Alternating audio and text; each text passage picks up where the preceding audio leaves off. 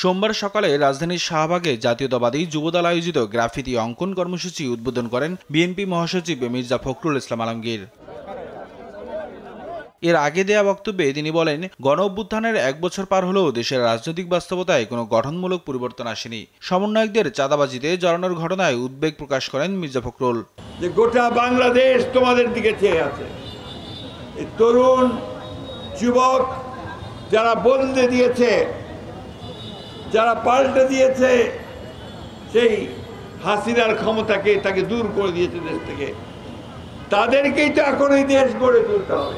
রাজনৈতিক দলগুলো সংস্কার কাজে সহযোগিতা করছে না সরকারের পক্ষ থেকে, এমন অভিযোগ নাকচ করেন বিএনপি মহাসচিব। এখনও শেখ হাসিনার বিচার দৃশ্যমান না হওয়া নিয়ে প্রশ্ন করেন তিনি। বর্তমান সরকার যারা প্রতি মুহূর্তে সংস্কারের কথা বলছেন, রাজনৈতিক দলগুলোকে দোষারোপ করার চেষ্টা করছেন ইনডাইরেক্টলি, যে আমরা কোঅপারেট করছি না, কথাগুলো সঠিক নয়।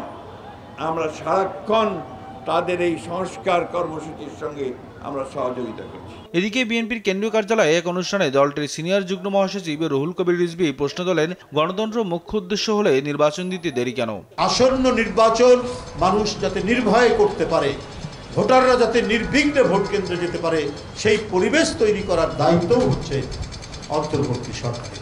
সম্প্রতি সমন্বয়ক পরিচয়ে চাঁদাবাজির প্রসঙ্গে তিনি বলেন, চাঁদাবাজ যে দলেরই হোক তার বিচার নিশ্চিত করতে হবে।